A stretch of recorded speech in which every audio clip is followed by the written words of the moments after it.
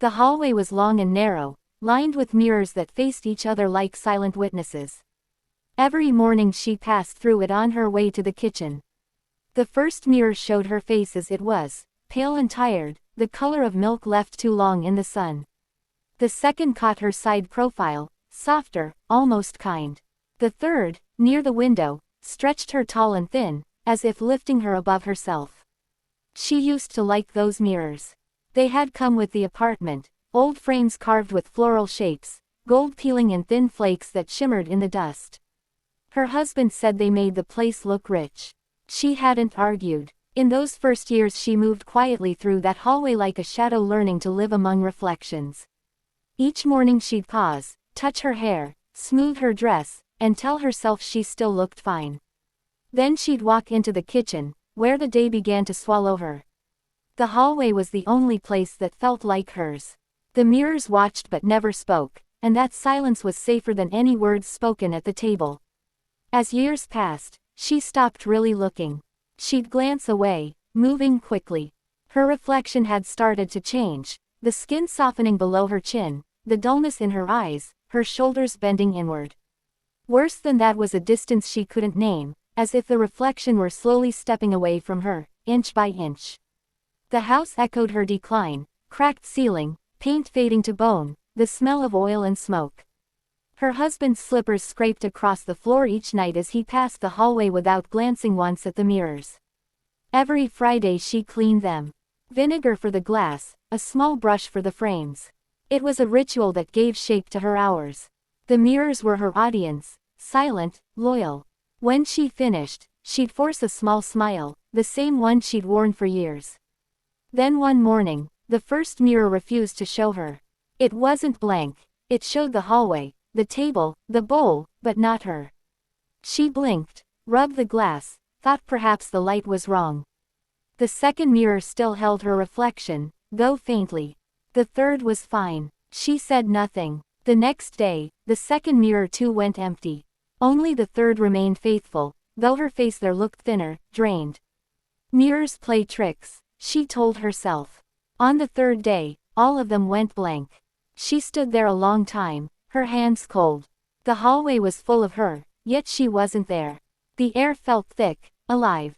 She thought she might faint, but instead she turned away, made her tea, and sat in silence. After that, the absence became routine. The mirrors showed nothing, and at first it frightened her, but slowly, the fear softened into calm. Without her reflection, she felt lighter. She noticed her steps, the creak of the boards, the smell of soap on her hands. Small things she'd never owned before. The mirrors had once defined her, now they released her. She no longer needed to check, to smooth, to appear fine. No one asked where she had gone. Her husband still passed without a glance. The world kept its rhythm. Weeks passed. Dust gathered on the mirrors.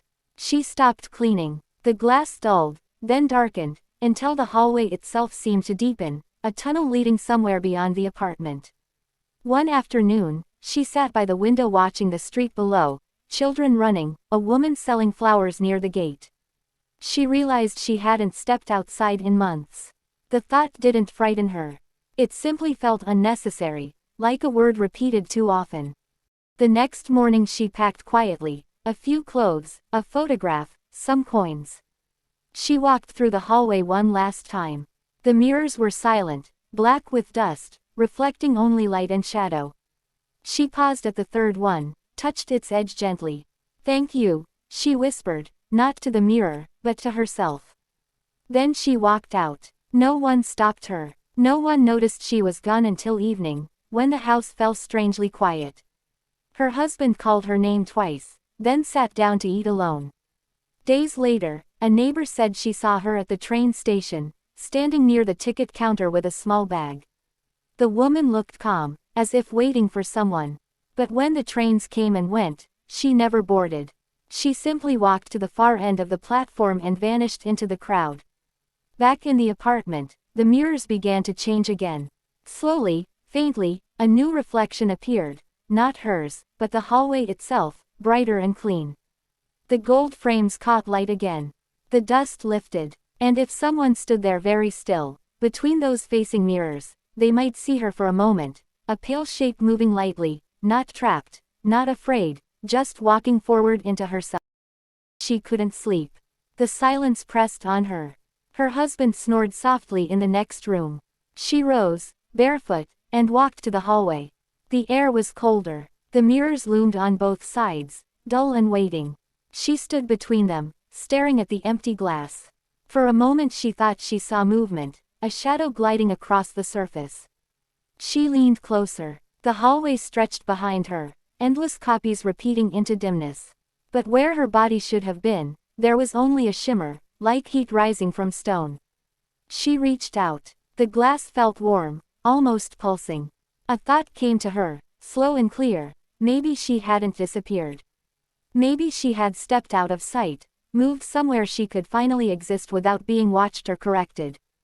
She stood there until her feet ached. When she turned, the apartment looked smaller, the furniture heavy, the air thick with the faint smell of something burning in the kitchen. In that moment, she decided to leave. She didn't know where, only that she would. The hallway had shown her something she could no longer unsee. She had been invisible long before the mirrors stopped showing her face.